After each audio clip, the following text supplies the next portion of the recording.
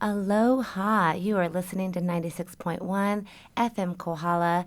Welcome to Intuitive Talk Story. I'm Michál Anna, your host, and today I have with me special guest Fasil Bizuneh. Welcome to the show, Fasil. Thank you for having me. Fasil is a former professional runner, a high school teacher, a state renowned spearfisherman, and a writer, and has really a lot of profound writings and fun things to share. And we're going to get into that in just a moment. But first, in the vein of Intuitive Talk Story, we're just going to take a second to ground and connect and get present to share with one another. So we're just going to take a minute to close our eyes in the studio, and you out there, if you're not driving, to just take a moment to breathe and breathe together into our unity, into the earth, grounding and connecting to the center of the earth, becoming present fully in your body, mind, spirit temple, connecting and being aware of your divine source, God of your heart, and being present with mind and heart coherence to receive this information, to share, to learn, to expand, to grow together in the highest good. Mahalo nui loa kea kua. And so it is. Thank you. Okay, well, I'm so grateful to have you here on the show today, Fasil. And Fasil, you're a writer, and we're going to actually get to hear some of your work today, and then look forward to getting in and talking about it. But what inspires you to write? Well, all of it came through me from December of 2025 until March, and I almost felt as if though I was just a conduit for it. And it was like all of these stories and information and memories were coming together in a way that I felt were valuable to me specifically for working through some of the experiences in my life, and I think also for anyone who might be interested in reading and partaking as well. Beautiful. So maybe part of your inspiration is to heal and to reflect, to grow, to expand. Yes, all of those, and to process to previous experiences which maybe I didn't give enough energy to at the time when they had happened. And I also think I never really drank very much to begin with, but since September I've completely cut it off completely. And I feel like my memory and my connections and my mental acuity has just been so much amplified by that. And I contribute that decision to the way that I've been able to put together some of these memories in a way that I think is really striking and valuable, I think, to the world in general. Ooh, I can relate to that. That's beautiful. I know I haven't drank any alcohol since the end of 2020 myself. And yeah, it is a real clarifying decision to not partake of the spirits per se, and to just be in your own clarity. So how beautiful to see so much of that come forward through you, and to give opportunity for things that are maybe been buried deeply or were the surface to come up and bubble forward so that they can be shared in this profound way. Yeah, and I think we talked about this a little bit, this idea of moving forward with your consciousness really takes the willingness to go within yourself and to look, and it's not the easiest thing to do. So I think a lot of times in general, I know I have just neglected that, and it's easier to maybe change things externally on the outside. Mm-hmm. Well, this show is all about going inside. And Intuitive Talk Story, we talk a lot about doing the inner work and moving through our own traumas, tribulations, and utilizing tools so that we can be in more connection with self and then with other. So I love having you here. I'm excited to get into some of the work you've shared. So we're just going to go ahead and dive right into one of Fasil's, a short excerpt, a gift from Kohala. It's about a 5-minute excerpt, and we're going to hear this, and then we're going to talk about it and see what we all think together. So here we go. She was never cautious. As a baby, Mary Coco would go to anyone who would hold her. Arms open, no hesitation. Her brother, born 19 months later, was different. Selective, preferring my company or his mother's. But Coco, she wondered. Once at a farmer's market, she disappeared. I found her in the lap of a woman she had never met, eating dried bananas, the biggest smile on her face. When I told her it was time to go, she resisted. She was perfectly comfortable where she was. She would not be rushed. This was the independent spirit she arrived with, not taught, just there, from the beginning. January 9th, 2014. Her calmness and consistency were admired. Other parents called it luck. They saw a baby who did not cry, who could spend hours alone, who seemed to require nothing. What they could not see, her mother and I were both home. No babysitters, not a single hour without one of us during that first year. The afternoons were ours. The beach, the park, 3 acres of Big Island elevation. Windmills turning, cattle grazing, Haleakala across the channel, where Maui once snared the sun, holding back the day for his mother's work. She grew up with that view, learning that lesson without it ever being taught. When she wandered to strangers, she went from surplus, not need. She had been held enough to not fear being held by others. North Kohala has pockets with no cell service, no streetlights. The nights are dark, which means they are filled with stars. The community holds children here in the way communities once did everywhere. My children play freely at the park. Shopkeepers know their faces. Neighbors watch. This is not risk. It is a gift. One of the last places where a brother and sister can still move through the world as if though it were built for them, because here in Kohala, it still is. She has a cell phone now. She does not resist it. She simply forgets it, leaves it behind, fails to answer calls or texts, not out of defiance, but indifference. It does not organize her attention. She continues as she always has, moving through the world untracked and unhurried, assuming connection rather than danger. Last summer at Kamehameha Park, a neighbor asked if I still spearfished. Coco's hair drifted back and forth with a swing as she listened. I told him I go every week, that I had been in the water 2 days before. He asked if I caught anything. Every time. Coco looked up. Daddy, give him some fish next time.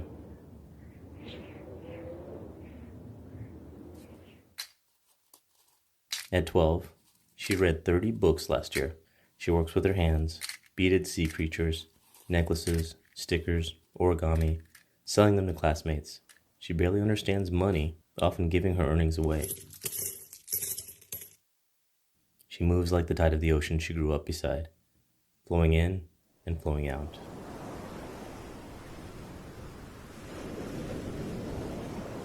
The thread holds. The infant who would go to anyone, who could not be rushed from a stranger's lap, who needed no permission to be comfortable in the world, grew into a girl who gives without performance, who fills gaps without instruction, who trusts her own response enough to act on it. This is the gift she offers me. Not that she is good, or accomplished, or generous, though she is all three.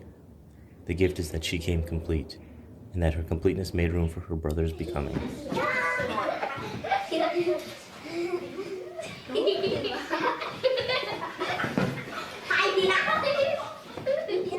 I gave her afternoons with windmills, and cows, and Haleakala across the channel. She gave me, in return, confirmation that my presence was enough, that a child formed in safety can afford to be fearless. The capacity to see others clearly, to move toward need without being asked, to hold a baby, or send a brother ahead, or sit in a stranger's lap eating dried bananas with the biggest smile on her face, refusing to be rushed.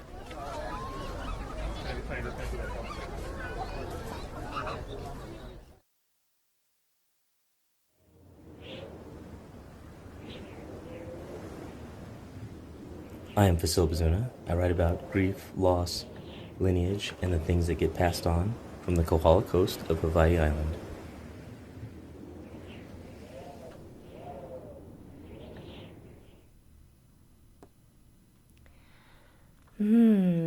profound and beautiful. There's so much richness here for us to dive into. So one of the things that stands out is this platform of safety and connection, and what safety and connection in within the home and then within the self, how that allows us to be safe in our communities and with others.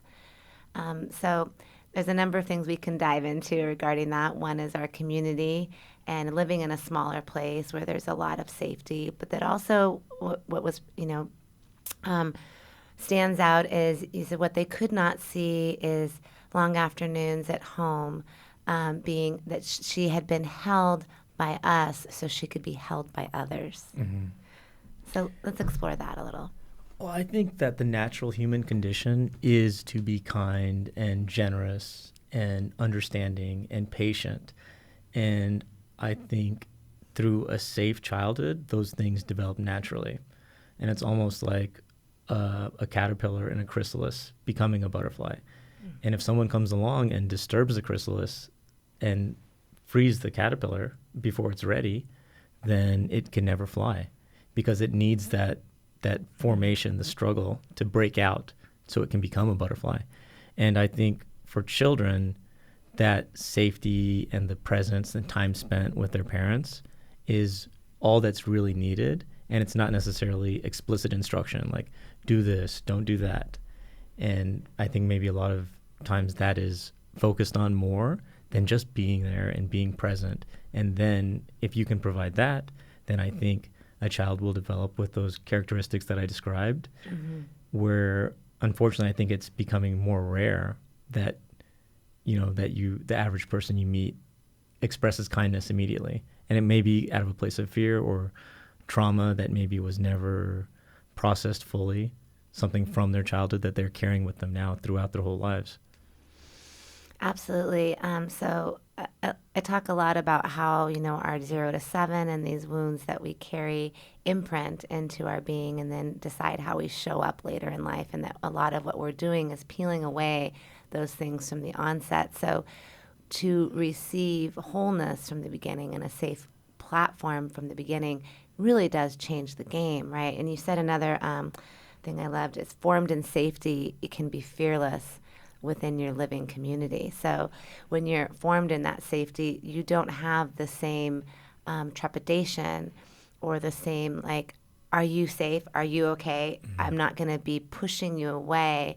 Push and pull disappears because the inherent safety within myself allows me to feel safe with you and to understand safety in a greater capacity. Like you said, you'd find your daughter on the lap of an auntie, enjoying dried bananas because she was inherently safe and then could sense safety. And that's also a lot of safety resides in our beautiful community, in this place that we call home.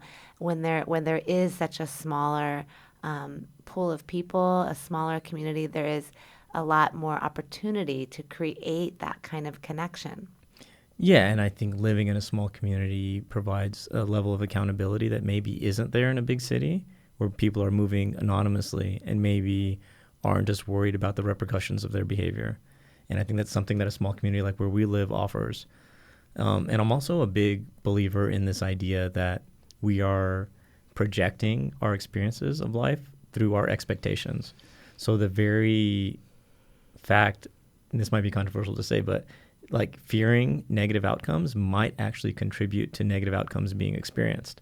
And conversely, having an expectation of generosity and safety may actually manifest those positive experiences in your life as well. Like I believe that thoroughly, Absolutely. And this actually gets kind of into the spirit work because we talk often about creating our own reality. We are creating our reality and we are projecting all the time our reality. And if I am expecting the universe or the world or my reality to bring me danger, and then I probably am going to see that. I had an example of that would be long ago there was, maybe it was a decade ago, there was a gentleman that I didn't know well, but here in town that I would see periodically who was living here at the time from New York.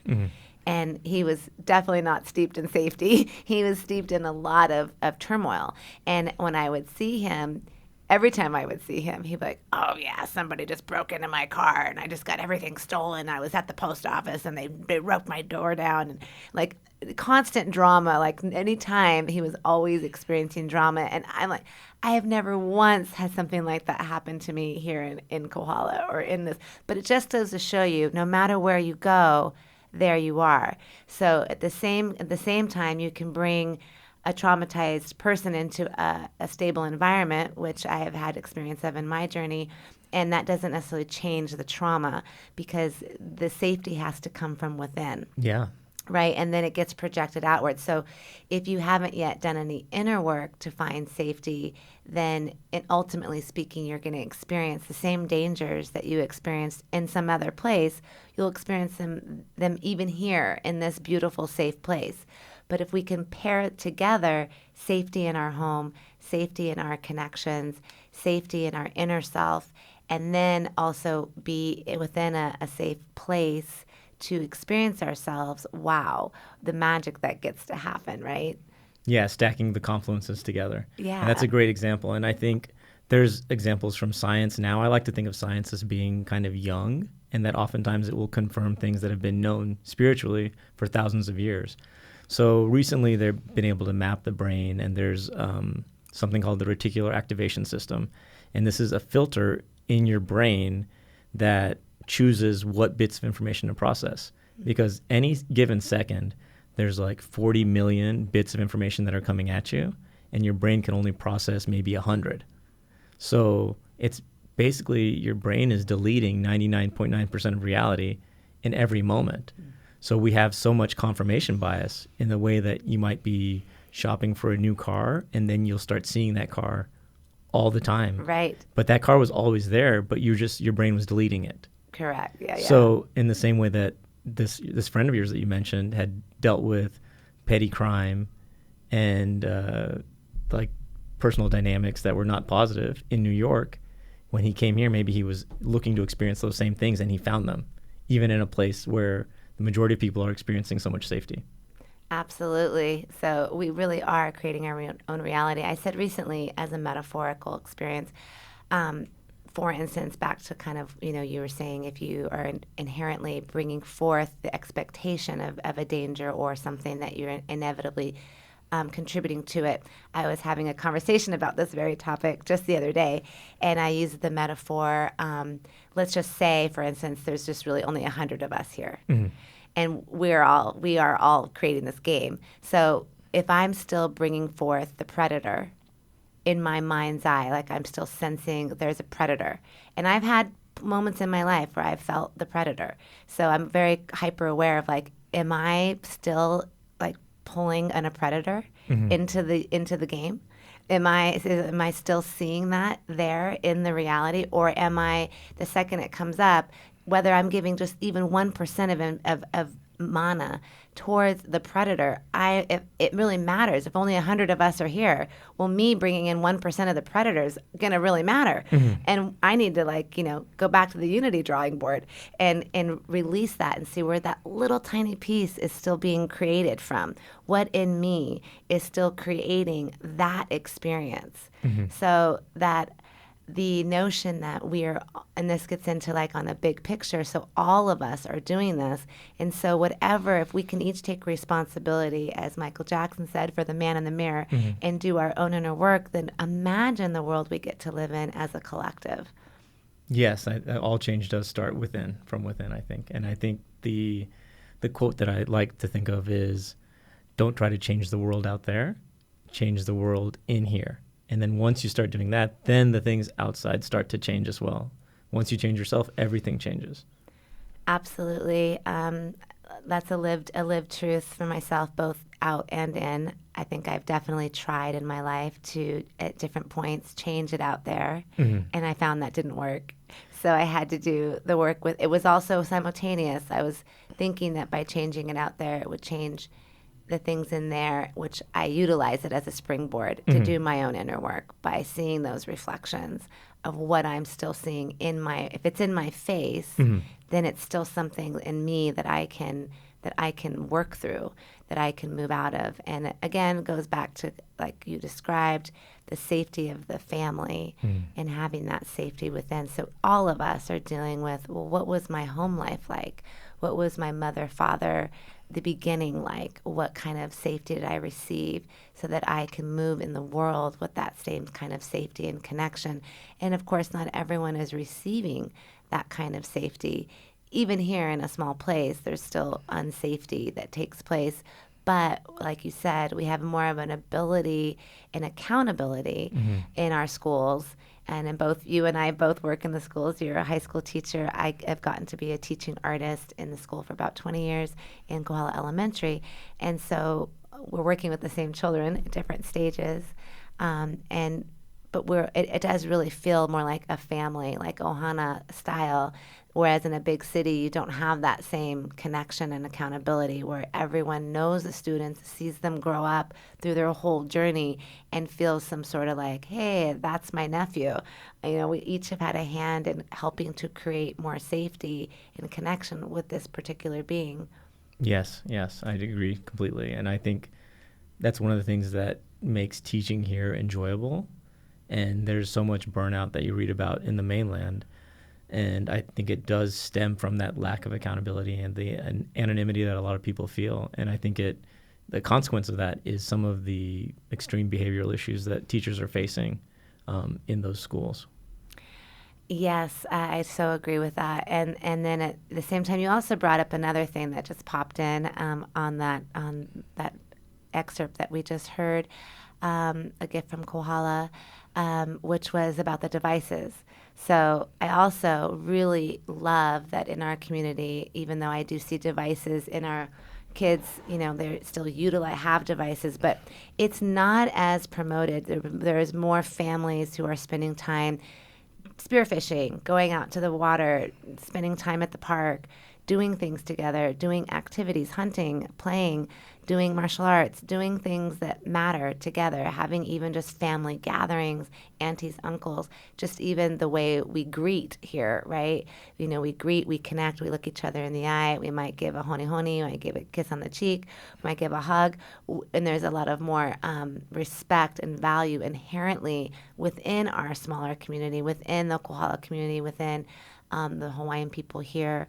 I'm not saying that everywhere across the board is that way, but there is a sense of that. And not to say that if you don't, wherever you live out there, listener, if you live in a small community that might also be experiencing that out in, Idaho or somewhere else, that all these different family, you might also share that the expression of family is felt for you as well, right? That this smaller permaculture model of creating zone one first and then expanding outward really does enable a more safe and a platform for someone to experience themselves and not need these external things as much. Like you said, Mary Coco leaves the phone. Like she just not out of, rejection, but just out of, I don't need it, and just indifference, like whatever, it's a tool. And that's really what these things are meant to be, like a tool. If I need it, I need it, but most of the time it's not really, what's it there for? It's not a main player in the game. And I think a lot of what you just touched on, the angst that I have seen from teachers in mainland schools or different places, big cities, is that this computer, this tech, is becoming the force inside of children's minds instead of their own creativity, safety, and connection with self and other. Yeah, I think boredom is really important for children to experience. And, some people say that capitalism is actually a form of insanity because, so when you think about apps with cell phones, they are designed to get the most engagement as possible without any concern for the human cost. And they've said it, there's classes at Stanford for game theory in designing these apps, which are targeted at very young children. You'll see 1-year-olds that are adept at navigating YouTube before they even learn how to talk. And I think there are very little opportunities now afforded for a child to be just bored and with their imagination or drawing or playing with blocks, which are things that I think can be very formative and help when dealing with life's challenges as you get older. And if those things aren't learned in youth, then I feel like it almost creates a handicap for the adult that is forming in that time. And, as you said, like this community with the climate that we have, there's like so much opportunities to be outdoors and in nature. And there's schools of thought that talk about equatorial regions throughout the world and how there is an energy of abundance because there's not a planting season. Like there's things that are growing all the time. You can share. You don't have to hoard. So people are more in a spirit of abundance. And then they have more of a connection to the earth, to the sun, to the water, to the mountains, being barefoot, not in a concrete jungle. And these are all things that are life affirming that I think we need and are very important, which sometimes through capitalism and also, like the best consumers are the ones who are in depression, who are vibrating at a low frequency, who feel without, and that maybe if I get this thing, then I'm going to feel better and I'm going to be happy. And it's a never ending hole that they can never fill up. So then they will keep buying things and using things. And that's what makes the most money. But like I said, it's not sustainable. And eventually, there's going to have to be a reset. Ooh, you touched on so many great things. I often say that consumerism is the religion that's taking over, is the death of us all. And that it is that, or just this external thing trying to get filled up. We don't make cast iron pans anymore. I mean, my grandmother was alive, younger. You bought a set of pans and you had them your whole life. That was the pans that you got to have. You didn't continue to get new pans. These phones are built to break so that you have to get another one. And then what are we doing? More trash, more plastic. And how is that impacting our environment? I mean, these are all the things that these buzzwords, green, sustainable, they're not sustainable. It's actually not sustainable. Even electric cars, all the stuff that the West believes they're doing right to create, more sustainability and less fossil fuel output at the same time is creating detriment in another part of the world.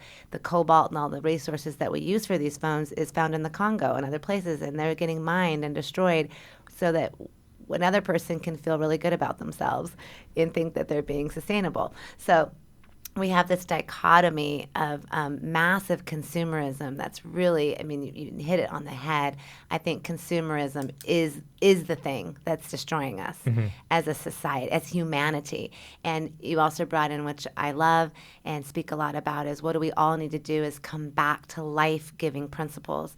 We need to surrender as humans back to the Holy Mother, the Cosmic Mother, the life-giving principle of all life, that which is full of spirit, of connection of the earth, and that our connection to grounding and our feet on the soil, our listening to the wind, the salt spray, the mountain air, the foot under the rock underfoot. These are all the things that give us connection to all that is, and each of us, in essence, is one of those things as we are earthed here in this plane. As part of her, we're all in her body. I'm in the coat of the coat of the earth myself. We are all sitting in it. So in order for us to become a freer, more enlivened society, we're going, like you said, we're going to have a reset. I think we're in the middle of it, by the way, out there, and we're in a slow crumble that is bringing us back to a reset of either choosing unity or continuing to hold on to hierarchical systems that are based in external, trying to get something from an external source. Yeah, and when you talk about this concept of unity, so in connecting with the earth and with others, we're really connecting with ourselves. And even if you think about utensils and the way that Native communities eat, that they touch with their hands, and there's like the ends of our meridians are in each of our fingertips. So we are preparing our palates for what we're about to eat, the temperature, the texture, it's all a connection. And a utensil is a separation from that, just the way that shoes are a separation from the earth or sunglasses from the sun. Yesterday, I dropped my kids off. They did this sailing thing in the afternoon at Kauai, and there was a family was having a first birthday party. And while my kids were on the water, they were out there for 4 hours, I went spearfishing. And when I was about to get in, these two guys said, I would like a fish for their party that they were having. And I went in the water for 3 hours, and I got enough fish for me and my children to eat, and I got one for them. And it was me sharing my provisions with this family, I'm really helping myself. If you really believe in unity and that we are all from one place, it's not how am I to treat others. The real idea is that there are no others. Right. So there's a phrase called in Lak'ech, which is a Mayan phrase, which means I'm another yourself. And I was having this conversation yesterday with some people around currency and money and the flow of currency. And I love what you're saying, that as you allow the current of abundance to flow through you, that as you give to another, you are inherently giving to the self because it's all one thing. And that so as I give to you, then somebody else gives to me. And we were talking about, I was talking with a young girl who was another friend of mine was giving her a present. She was having a hard time receiving.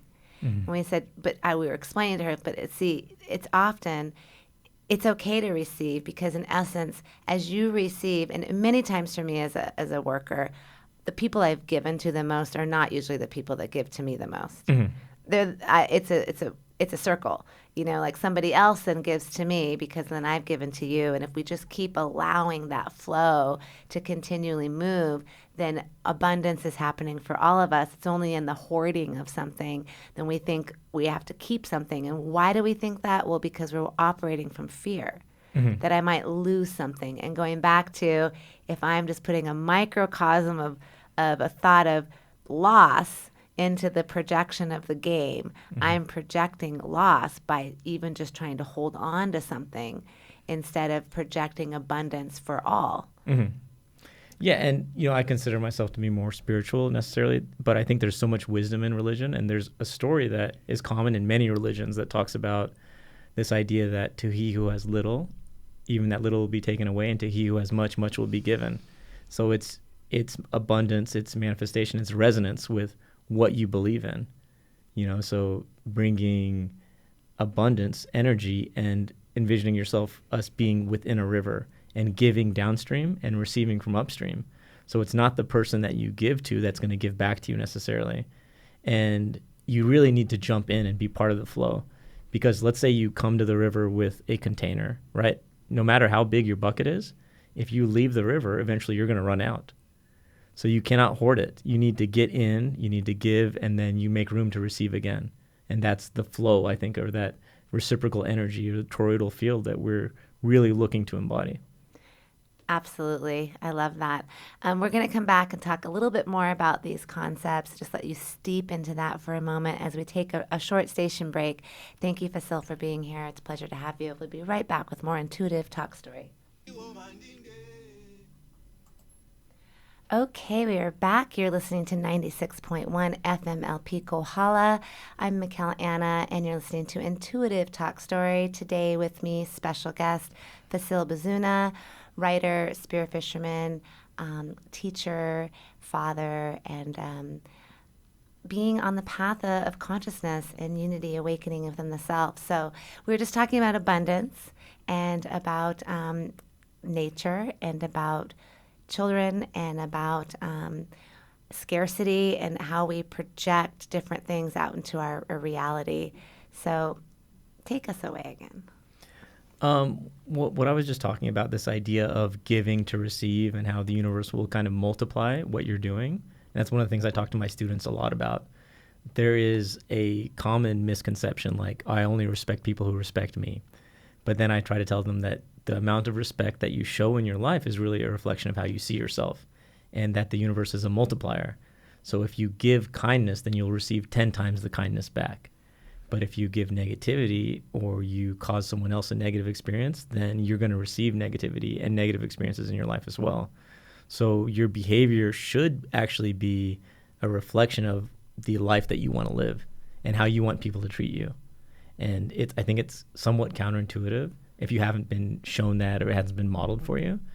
But if you apply that concept to your life, you will see the outcomes, I think, and that can build upon itself and be something that really leads to a better experience for you and those you interact with.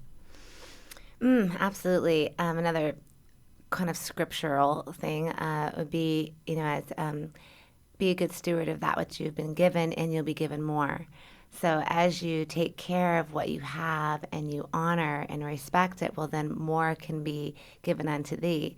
So it reminds me of that and of this whole concept too of just living from a place. So okay, so one of the things I did in my own abundance world is earlier on in my 20s, I remember and I didn't have a lot of money at all. I was living, fairly frugally, but yet you get these things like support Surfrider or support the Environmental Defense Fund or these things that were happening that were supporting organizations. Well, $10, me giving $10 was a big deal. Like, I don't really have an extra $10, but I began at that time in my life giving $10, $15 to these organizations just in the spirit of abundance, that I have enough to give. And so it's fine. I put the mindset on that I can give. I am worthy. I have plenty to give. I can share. And just in that mindset, I was training my own mind to receive abundance. I was so-called working my money space so that we can live in abundance by knowing that there's enough for me and there's enough for everyone else. If I'm operating in lack, well, then I continue to create lack. And there's lots of books and lots of different concepts that are around this, the Secret or these other concepts of that have been coming out into the world. But ultimately, it really needs to come from this place of retraining ourselves to live from a unified field. And that, to me, is what you're saying is there's no separation. I'm not utilizing the shoe to separate me from the earth, although I might be wearing shoes right now. They're rope shoes. But we're allowing ourselves to see the inherent unity in all things that we do, that we're not separate from one another and that I'm not separate from anything. If as I embody that concept, I then see it reflecting back to me in my experience. Mm-hmm. I agree. And that is, I think, the deeper work that really has leverage into your experiences. And if you see someone else that might be living a life that you want and you start copying their behaviors, it's not really going to make a difference, because it's like you're looking at a computer monitor and you're like adjusting the brightness. But like what you're seeing on the screen is going to be the same thing until you get into the programming and can change your belief system. And then you can't just do as another person might be doing, but you have to think as they think. And that's the deeper, the unified level where leverage can happen. And it's not tangible. It's not something you can see. It's a belief system. Mm-hmm, absolutely. And that comes back to that safety, that connection, that platform that we're leaping from. Where am I starting from within my home system? Well, we were just on break. You were mentioning that your kids, that they will get lost in telling stories to one another in their room, like early in the morning, not even going towards a television or something else. They're just having so much fun sharing and telling stories and getting into connection and into creating. Mm-hmm. And ultimately, that's what we are, divine creators. So the more we flex that muscle of creation, and things like these devices are taking that away from us as a humanity. They're saying, give us all your data and then let me create for you. And if you don't use it, you lose it. Mm-hmm. And we can see that across the board in humanity. If you take a wide angle, it's like, hey, wake up, everyone. If you keep going this route, you're not going to be able to create anymore, because you become like Wall-E. Didn't everybody see the movies Wall-E, Terminator, The Matrix? Didn't we watch these films? Yeah, the person who buries their talents and doesn't share them with the world will lose them. And that's like your demonstration of gratitude to the creator is expressing the creativity that you were given at birth and the divine wisdom. And I think it's very important, to utilize those and to practice that into the world. Mm-hmm. Oh, and I just want to touch on, because I know in my own world I've experienced being burned or being hurt. And in our hurt, it's really difficult sometimes for us to come back out of the shell once we've experienced pain. And most of us have experienced pain. in the world, not all of us have had the safety and connection of Fasil's children, right? We're not all experiencing that or have come from that. We've had to create it. And you obviously, we haven't gotten into some of your other stories, but you have some other very deep stories that exhibit your own story of not coming from a place of necessarily safety either. You've created that in your experience to bring it forward now, as I feel like I've been doing in my own story, but it wasn't always that way. I have beautiful family and beautiful people that have supported me for sure, but there's people out there who aren't coming from any safety. And I, as a worker and a worker of with people, I've had a lot of clients who've come from a lot of deep trauma, and so that reprogram becomes it becomes absolutely necessary, because without it, you're experiencing nothing but turmoil. Based on what we were just talking about, how you do create your own reality, and whatever you've been experiencing, whatever you're putting your mind to, you're just going to get back more of. So where we think, what we're speaking, what we're experiencing is all being created every moment with our intention and our awareness, energy flowing where our attention's going. Mm-hmm. And I also think it's important to not be completely focused on the specific outcomes. And I think having a process that is good is something that doesn't guarantee specific results. So it's almost like if you're going to open your door for the kindness and the love of the world to come in, there could also be trauma that comes in as well. And I think it's important to not necessarily be judgmental on a case-by-case basis. And the idea that something in the moment that might appear to be a setback or negative could actually be something that's contributing to your greater interests. A story I like to think of is maybe like a child who wants to stick a fork into a socket, right? And then their parent comes and says, no, don't do that. But the toddler doesn't understand, and they feel like as if though something is being withheld from them, something that they want. But in reality, it's saving them. And in the same way as an adult, maybe you have a certain timing in mind or a certain opportunity that you don't think is going to come around again, that where a door is closed. And in the moment might feel devastating, but only after several years have passed, you can look back and be like, that was exactly what I needed. For example, me personally, like I ran in the Olympic trials several times. I competed internationally running. I was the national champion for 10 miles for the United States. And in 2008, like I missed the qualifier for the Olympics by 0.4 seconds. For 10K, I ran 27:50, 0.4. And at the time, like, is so much training, like years, 15, 20 years of training to come to this one moment. But in retrospect, had I qualified for the Olympics, I probably wouldn't have met the mother of my children, who is from this place, who brought me here, who led to me having the 2 children that I have, which I would never trade. And for me to have the experiences that I'm having now are all a result of that fork in the road, which at the time seemed like a disaster. Which was just 0.4 of a second. Yes.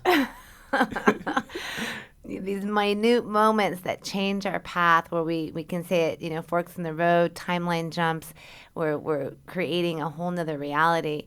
That's a beautiful story, and it does exemplify how these experiences, they form us if we allow them to. In my own journey, I've also had formative experiences of loss, things that felt really devastating. But at the same time, they were exactly what I needed to understand another piece of myself. And I think ultimately each of us is on a road of understanding ourselves through the reflections that end up in our reality. And if we can pay attention enough to see that we're all on our own journey, and that again, as I do my own work, I'm actually helping heal the whole world by healing myself. So if I'm paying attention to what's in front of me, and I'm picking up what's being put down and embodying these lessons and picking myself back up, then I am actually contributing to the whole of everyone. And knowing myself, know thyself, to me is kind of the whole name of the game. Mm-hmm. And one more thing on that is I started a skate night at one point, a roller skate night down in Kona for a little while, because I thought, everyone really needs to fall. Mm-hmm. We all need to know how to fall, because if you don't know how to fall, you don't know how to pick yourself back up. And like what we were saying, we feel like these devastating moments, and then it's which I've experienced, it is very tempting to want to hide your light. I had that in my own world, like, oh gosh, I don't know if I want to go back out there. Close the door. I want to close the door because I've been hurt so badly and I've been taken advantage of, and I want to shy and contract, but the goal is to push through that and to expand anyway, to continue giving your gifts, to continue giving the fish, to continue sharing with another, and not hiding your light under a cup per se, but allowing it to continue to be bright. Mm-hmm. And you did a story. There's another story that Fasil has. You'll have to check it out, around the light and his father. And that kind of reminds me of that, like hiding the light or hoarding the light, even trying to take the light from one another when there's enough light for all of us if we choose to participate in the collective experience. Yeah, and there's a story from my mother that is in the books that I've written that talks about this transitional period in Ethiopia back in the late 70s when they were transitioning from a monarchy to a dictatorship. And my parents were spreading anti-government propaganda, and my father had to leave. And then my mother was there just with my older brother, who was a toddler at the time. And she had to breastfeed him with the shades drawn with blackout curtains because they didn't want the light to be seen through the window where there were patrolling troops outside. Mm-hmm. And that was like a contraction, And then in the future, like my parents went to Germany, and I was born there, and there was safety and freedom, and she could raise me in a loving community. And then we were sponsored by a church in Indianapolis to come, and my brother rejoined us, and he's went on to become very successful in his life. He's a doctor now in Charlotte. And there are these times so my parents had to leave him there when they left, and he was 2, and he rejoined us when he was 6. Mm-hmm. So it's almost like, we have these contractions and expansions, like a heartbeat or a slingshot, that has to be pulled back before it can be released further ahead. And the further back you go, the further you can go forward. And that is what life is. And sometimes we have to go to a dark place in order to leave the plateau and to move ahead. We have to step backwards. And I think having an understanding of that, and then it can help you to frame and react to perceived hardship and to say, what is the lesson here? What am I going to take from this? What is this going to teach me about the future or the next time I approach a similar circumstance? Oh, yeah, absolutely. I say I have a graduate degree in the underworld and a PhD in the Holy Mother, mm-hmm. which with the deeper you dive, the higher you can fly. So, it's not to be scared of the depths, but to explore them, because in that exploration, then there becomes nothing left to fear, right? As we do understand our darkest sections, our darkest moments. Well, once you've done that, then everything else isn't that scary any longer. Because you now see that you can make it through, and you can get to another point and find your way. So you do have some great books and writings and readings. Where can people find those? Well, there is a link tree that is Linktree and then /Fasil.Bizuneh that has some of the chapters from my books have been published in different websites and magazines recently. And potentially I'm looking for both the books to be published at the end of the 2026. So everything is available on that link tree. There's links to websites for both books where you can get updates and articles, and then all of the audio adaptations that I've produced so far are there as well. Beautiful. Can you spell that out for our listeners? Okay, the website would be linktr.ee/fasil.bizuneh. Beautiful. Yeah, it's really profound. As I was listening to some of the clips from Fasil, there's one around his dog, and I won't spoil it for you, but I was like tearing as I listened to it. It was really evoking emotion in my beingness. I was really appreciating the clarity of expression. the adjectives, the expressiveness, the sensory perception within all the stories that I've had an opportunity to hear from you so far. So beautiful work. And it's really wonderful to explore and share a little bit of this work here on the show. We just have about another 5 to 7 minutes left before the end of our show today. Time does fly by. I wanted to kind of bring it back to the contraction and expansion that we were talking about. And you brought up climate earlier, and this climate that we live in and how that enables us to expand and experience maybe a little more abundance. And I think about that stuff a lot as a movement practitioner, as a teacher, as a therapist, and as a teaching the children. I'm often sharing with them about keep taking up space. Like, take up space, be big, don't contract your body, don't become small. And in a colder place, the natural inclination is to contract because you're cold, right? So we're already one step ahead being in warm weather. Would you want to share anything around that? Well, there's kind of an interesting thing that I like to think of sometimes as far as island time, like that we have here. And there's similar concepts in Ethiopia where my parents are from.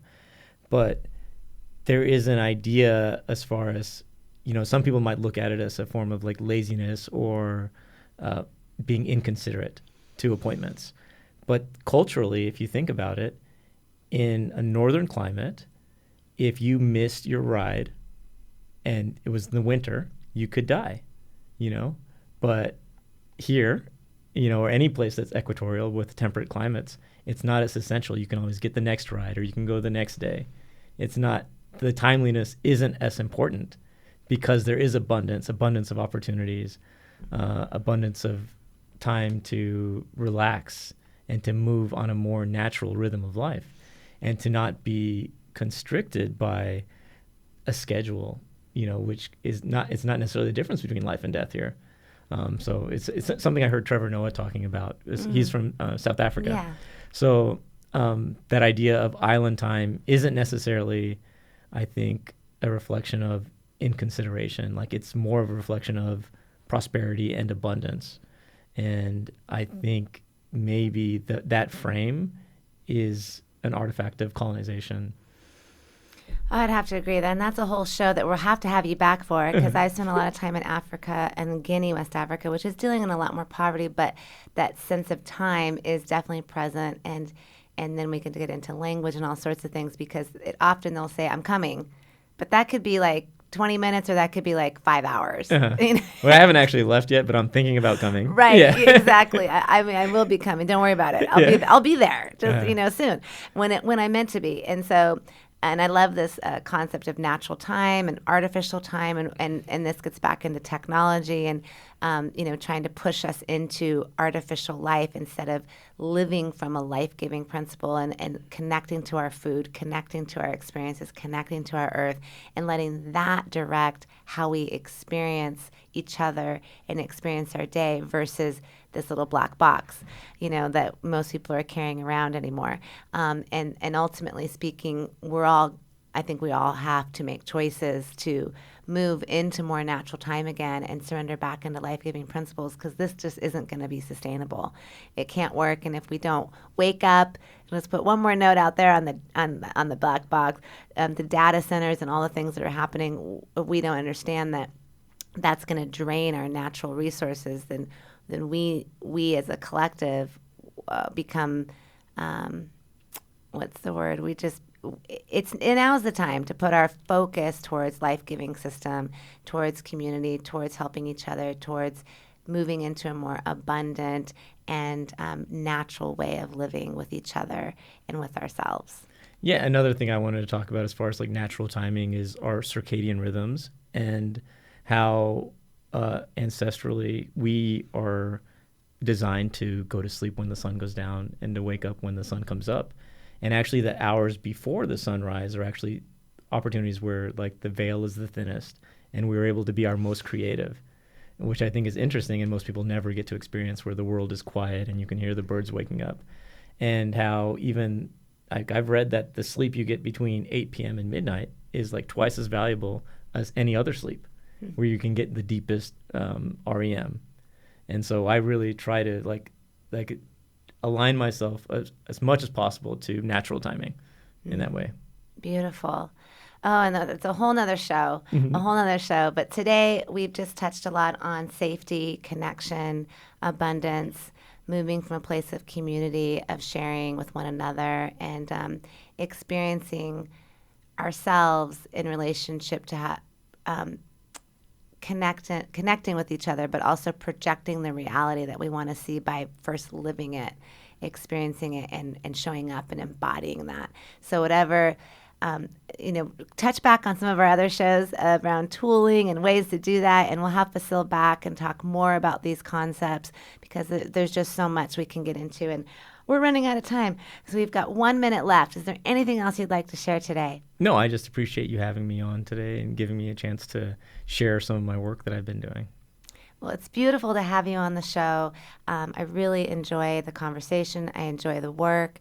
And to everyone out there, keep expanding and allowing yourself to engage in your mind, body, spirit, humanness.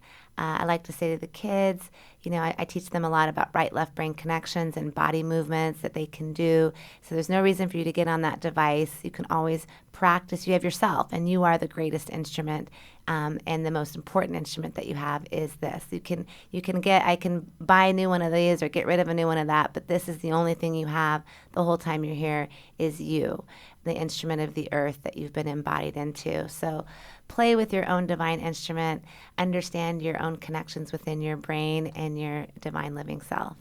And one last thing I'd like to say is, like when I started writing or making these audio adaptations, I think for me, I thought, like, what is something that I would like to read or would find helpful, or what is something I would want to listen to on the radio? And I just made it. And I think everyone should do that, whether it has commercial success or not. Like, whatever it is that you like, do that thing. Or whatever you want to listen to, whatever you want to read, write it.